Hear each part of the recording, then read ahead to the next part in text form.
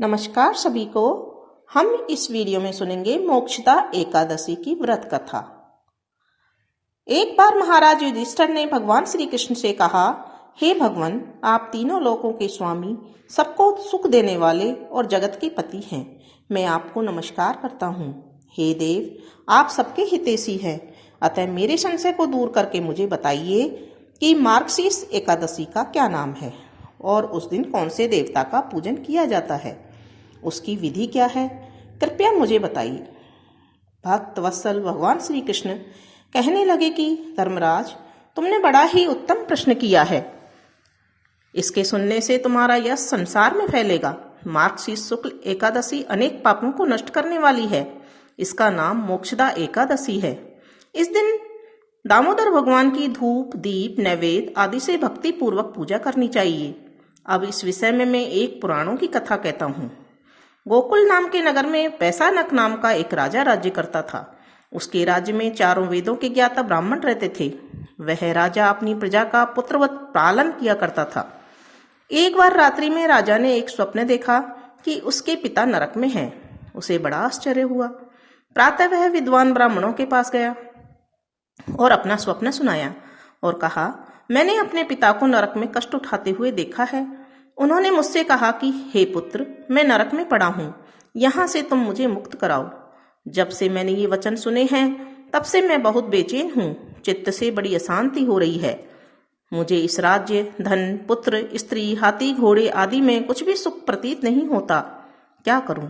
राजा ने कहा, हे ब्राह्मण देवताओं, इस दुख के कारण मेरा सारा शरीर जल रहा है। अब आप ही कृपा करके कोई तप, दान, व्रत आदि ऐसा उपाय बताइए जिससे मेरे पिता को मुक्ति मिल जाए। उस पुत्र का जीवन व्यर्थ है जो अपने माता पिता का उद्धार न कर सके। एक उत्तम पुत्र जो अपने माता पिता तथा पूर्वजों का उद्धार करता है, वह 1000 मूर्ख पुत्रों से अच्छा है। जैसे एक चंद्रमा सारे जगत में प्रकाश कर देता है, परंतु हजारों तारे नहीं कर सकते।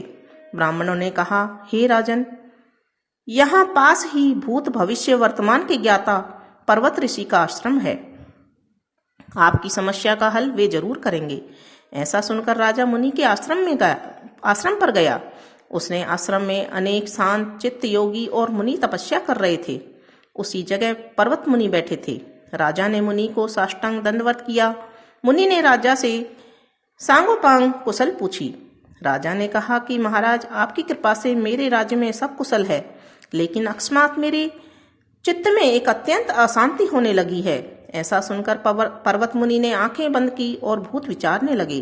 फिर बोले, हे राजन, मैंने योग के बल से तुम्हारे पिता के कुकर्मों को जान लिया है। उन्होंने पूर्व जन्म में कामातुर होकर एक पत्नी को रति दी, किंतु सौत के कहने पर दूसरी पत्नी को ऋतुदान मांगने पर भी नहीं दिया। उसी पाप कर्म के कारण तुम्हारे पिता को नरक में जाना पड़ा। तब राजा ने कहा, इसका कोई उपाय बताइए। तो मुनि बोले, हे राजन, आप मार्गशीर्ष एकादशी का उपवास करें और उस उपवास के पुण्य को अपने पिता को संकल्प कर दें।